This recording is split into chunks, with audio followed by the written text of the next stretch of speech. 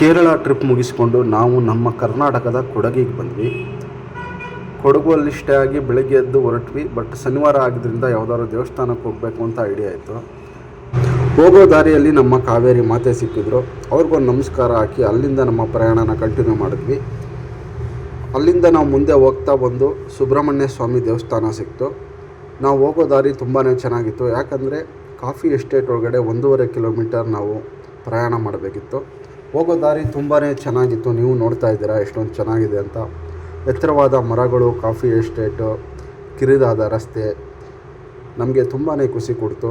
ನಾವು ಅಲ್ಲಿಂದ ಒಂದಷ್ಟು ದೂರ ಪ್ರಯಾಣ ಮಾಡ್ತಿದ್ದಂಗೆ ನಮಗೆ ಒಂದು ಸುಂದರವಾದ ದೇವಸ್ಥಾನ ಸಿಕ್ತು. ಆ ದೇವಸ್ಥಾನದ ಹೆಸರೇ ಶ್ರೀ ಸುಬ್ರಹ್ಮಣ್ಯ ಸ್ವಾಮಿ ದೇವಸ್ಥಾನ. ನೋಡ್ತಾ ಇದ್ದೀರಾ. ನಾವು ಹೋಗಿದಂಥ ಜಾಗದ ಹೆಸರು ಬೈರಂಬಾಡ ಶ್ರೀ ಸುಬ್ರಹ್ಮಣ್ಯ ಸ್ವಾಮಿ ದೇವಸ್ಥಾನ. ನೋಡೋದಕ್ಕೆ ತುಂಬಾ ಚೆನ್ನಾಗಿತ್ತು. ಸುತ್ತಲೂ ಕಾಂಪೌಂಡ್, ಆ ಕಾಂಪೌಂಡ್ ನಡುವೆ ಈ ಸುಂದರವಾದ ದೇವಸ್ಥಾನ. ಆ ಕಾಂಪೌಂಡ್ ಸುತ್ತಮುತ್ತ ಕಾಫಿ ಎಸ್ಟೇಟು. ಇದಕ್ಕೆ ಅಂತಲೇ ಒಂದು ಟ್ರಸ್ಟ್ ಕೂಡ ಇದೆ, ನೀವು ನೋಡ್ತಾ ಇರ್ಬೋದು. ನೋಡಿ ದೇವಸ್ಥಾನ ಎಷ್ಟೊಂದು ನೀಟಾಗಿದೆ, ಎಷ್ಟು ಸುಂದರವಾಗಿ ದೇವಸ್ಥಾನನ ಕಟ್ಟಿದ್ದಾರೆ, ಹಾಗೆ ಎಷ್ಟು ಸ್ವಚ್ಛವಾಗಿ ದೇವಸ್ಥಾನನ ಕಾಪಾಡಿದ್ದಾರೆ ನೋಡ್ಬೋದು.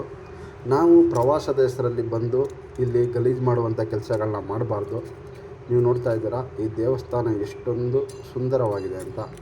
ಸೊ ನಾವು ಹೋಗೋ ಸಮಯದಲ್ಲಿ ದೇವಸ್ಥಾನ ಕ್ಲೋಸ್ ಆಗಿತ್ತು. ಯಾಕಂದರೆ ಸಮಯ ಆಲ್ರೆಡಿ 11 ಗಂಟೆ ಆಗಿದ್ದರಿಂದ ಟೆಂಪಲ್ ಕ್ಲೋಸ್ ಮಾಡಿದರು.